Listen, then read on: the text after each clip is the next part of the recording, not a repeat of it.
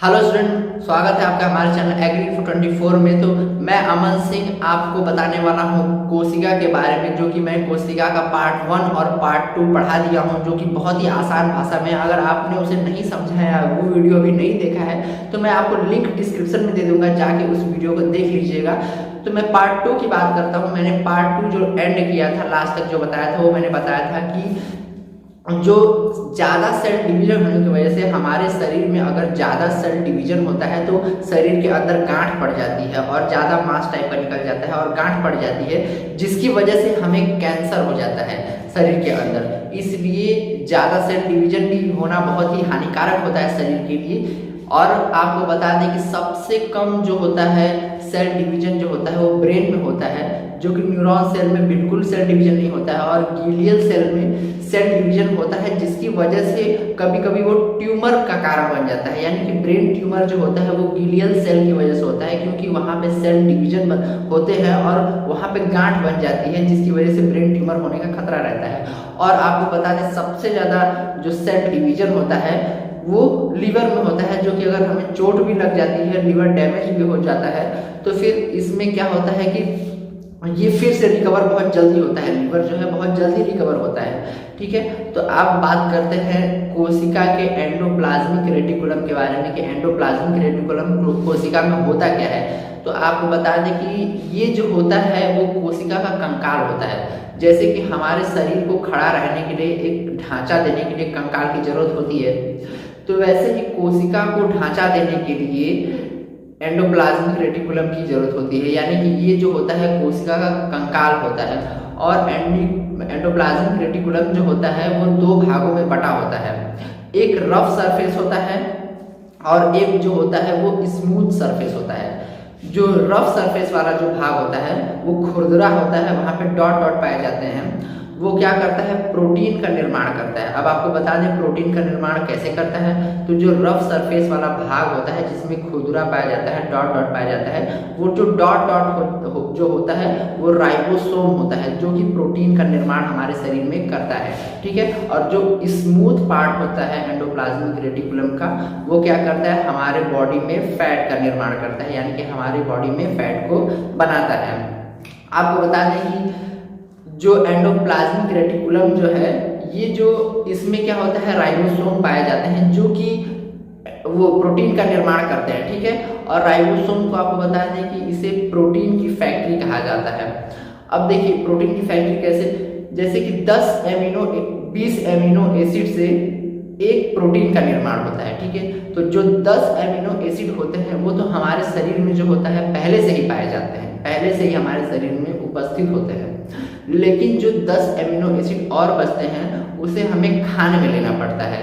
तो जब वो हम खाने में लेते हैं और वो एमिनो एसिड जब डाइजेशन से हमारा बनता है तो निर्माण होता है, तो क्या होता है कि 10 + 10 20 एमिनो एसिड हो जाते हैं, जो कि 20 एमिनो एसिड मिलकर एक प्रोटीन का निर्माण करते हैं।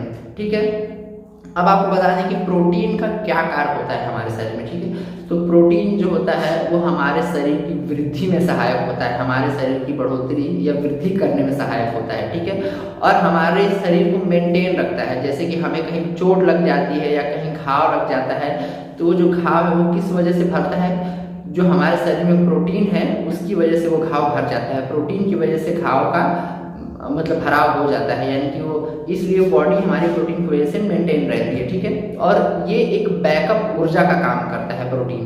देखिए बैकअप ऊर्जा कैसे, जैसे कि कई लोग हो जाते हैं जिसकी हालत बहुत गंभीर हो जाती है, वो मरने के कगार पे आ जाते हैं, तो क्या होता है कि उनका खाना बहुत दिन से बंद हो जाता है। ठीक है, वो खाना नहीं खाते हैं, छोड़ देते हैं खाना खाना। तो क्या होता है धीरे धीरे उनको कहाँ से ऊर्जा मिलेगी, क्योंकि खाना तो खा नहीं रहे हैं, फूड तो ले नहीं रहे, तो उससे ऊर्जा मिलेगी नहीं उनको। तो फिर उसके बाद क्या होता है कि उनकी बॉडी में जो फैट होता है, हमारा सेल जो होता है उससे ऊर्जा उसको गलाने लगता है, और गला के उसे ऊर्जा बनाता है हमारा बॉडी जो है। तो धीरे धीरे क्या होता है कि वो इंसान क्या होता है उसका फैट धीरे धीरे कम हो जाता है और वो धीरे धीरे कमजोर हो जाता है पूरा। और जब पूरा फैट जब खत्म हो जाता है बॉडी में, जब पूरा फैट खत्म हो जाएगा तब ऊर्जा कहाँ से बनेगी, तब तो ऊर्जा बनेगी नहीं। तब लास्ट में जो स्टेज होता है वो प्रोटीन होता है बॉडी में। तब प्रोटीन जो होता है वो क्या करता है कि उससे कुछ दिन तक ऊर्जा बनती है, और जब लास्ट में प्रोटीन भी सब खत्म हो जाते हैं, यानी कि बॉडी में पूरी शक्ति खत्म हो जाती है, तो इंसान क्या करता है, कोई इंसान मर जाता है। ठीक है, तो आपको प्रोटीन के बारे में बता दिए। अब आपको बता दें मेन चीज के बारे में, जो कि न्यूक्लियस होता है कोशिका में। कोशिका में न्यूक्लियस यानी कि केंद्र उसका नाम है। रॉबर्ट ब्राउन जो है वो न्यूक्लियस का खोज किए। न्यूक्लियस को आप देखेंगे जो कि केंद्र में स्थित होता है। ठीक है, बीच में, कोशिका के बीचों बीच न्यूक्लियस होता है, जिसकी खोज रॉबर्ट ब्राउन किए थे।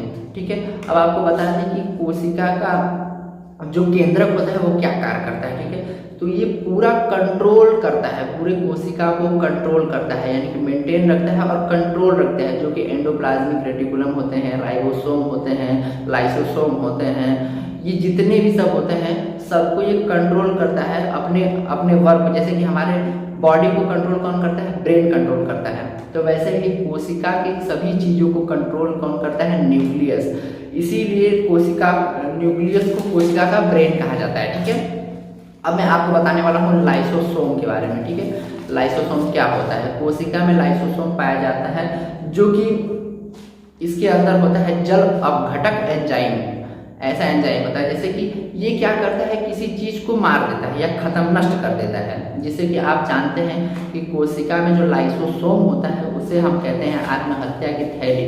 ठीक है, ये जल अपघटक एंजाइम इसमें होता है, जो कि अगर कोई कोशिका का कोई भी पार्ट, जैसे कि माइटोकॉन्ड्रिया या एंडोप्लाज्मिक रेटिकुलम या गोल्जी बॉडी, ये सब चीज अगर अच्छे से कार्य नहीं कर रहे हैं, तो लाइसोसोम क्या करता है कि वो इनके ऊपर जो है जो जल घटक एंजाइम है इनके ऊपर फेंक देता है, छिड़क देता है, जिसकी वजह से ये नष्ट हो जाते हैं। और फिर इसके बाद सेंट्रोसोम जो होता है वो दूसरे यानी कि मान लीजिए कि माइटोकॉन्ड्रिया के ऊपर अब जल अपघटक एंजाइम जो होता है वो छिड़क दिया, तो माइटोकॉन्ड्रिया क्या होगा, वो नष्ट हो जाएगा। तो फिर सेंट्रोसोम क्या करेगा, फिर से डिवीजन करके, सेल डिवीजन करके माइटोकॉन्ड्रिया का निर्माण करता है। ठीक है, तो जो लाइसोसोम होता है वो क्या करता है, कोशिका की आत्महत्या की थैली होती है, जो कि कोशिका की हर चीजों को नष्ट कर देती है, जो चीज प्रॉपर से वर्क नहीं करती है। ठीक है, अब आपको बताने वाला हूँ मैं न्यूक्लियोप्लाज्म के बारे में। ठीक है, यानी कि केंद्रिका द्रव्य। ठीक है, जो केंद्रक में पाया जाता द्रव्य है, जो कि द्रव केंद्रक में पाया जाता है, जो कि कोशिका के बीच में केंद्रक जो होता है उसमें जो द्रव्य पाया जाता है उसे कहते हैं केंद्रिका द्रव्य। और ये क्या करता है, केंद्रक को सूखने से बचाता है। ठीक है, और आपको बता दें कि एक होता है केंद्रिका द्रव्य, जो कि केंद्रक के बीच में द्रव्य जो भरा होता है उसे केंद्रिका द्रव्य कहते हैं, और जो कोशिका के बीचों बीच जो द्रव्य भरा होता है उसे कहते हैं कोशिका द्रव्य। और जब हमें दोनों द्रव्य का नाम लेना है, यानी कि कोशिका द्रव्य प्लस केंद्रिका द्रव्य दोनों का नाम लेना है, तो उसी को कहते हैं, दोनों द्रव्य को हम लोग जीव द्रव्य मिला के जीव द्रव्य कहते हैं। तो जीव द्रव्य अगर आपको आया कि जीव द्रव्य किसे कहते हैं, तो उसमें होता है कोशिका द्रव्य, जो कि कोशिका में द्रव्य पाया जाता है, और उसमें केंद्रिका द्रव्य जो केंद्रक में द्रव्य पाया जाता है, दोनों शामिल होते हैं जीव द्रव्य में। अब आपको बता दें कि सीलिया और फ्लेजला जो होते हैं वो कोशिका में पाए जाते हैं। कोशिका ये क्या करते हैं, कोशिका को मूव कराने का काम करते हैं, कोशिका को किसी कोशिका को चलने में सहायक करते हैं। सीलिया और फ्लेजला ये जो होती है ये बालनुमा संरचना होती है।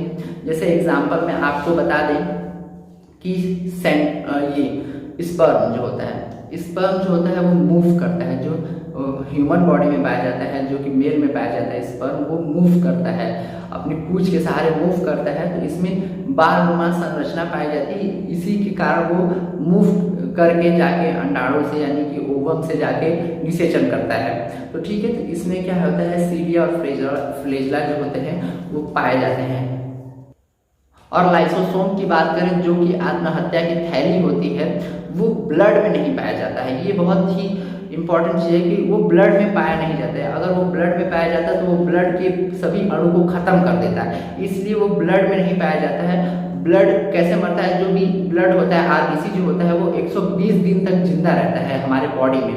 लेकिन जब उसकी अवधि खत्म हो जाती है, 120 दिन यानी 3-4 महीने की अवधि खत्म हो जाती है, तो जो आरबीसी मरते हैं वो क्या करते हैं, एस्पिरिन में जाकर उसका काम खत्म होता है। यानी कि एस्पिरिन जो होता है वो आरबीसी का कब्र होता है, एक तरह से आरबीसी को खत्म कर देता है। मरे हुए आरबीसी जो होते हैं, रेड ब्लड कार्बल्स, उसे खत्म कर देता है। इसलिए ब्लड में जो होता है वो लाइसोसोम नहीं पाया जाता है। लाइसोसोम सिर्फ ओनली कोशिका में पाया जाता है और वो कोशिका की आत्महत्या की थैली होती है।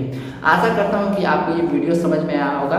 और हाँ, अगर आपने फर्स्ट पार्ट और सेकेंड पार्ट अगर नहीं देखा है तो जाकर देख लीजिए, बहुत ही इंपॉर्टेंट वीडियो है, आपको सब समझ में आ जाएगा। कोशिका के बारे में शुरू से लेकर अंत तक डाउट क्लियर हो जाएंगे, जिसे कि आप कभी जिंदगी में नहीं भूलेंगे। तो जरूर जाके वीडियो को देखिएगा। और अगर ये वीडियो अच्छा लगे तो लाइक जरूर करिए और हमारे चैनल को 100% जरूर सब्सक्राइब करिए, ताकि ऐसे ही आपको अपडेट और ऐसे ही नॉलेजेबल बायो की नॉलेज और हर चीज़ की नॉलेज मिलती रहे। मोस्ट इंपॉर्टेंट टॉपिक इस पर आते रहेंगे, तो इसलिए हमारे चैनल को जरूर से जरूर सब्सक्राइब करिए। धन्यवाद।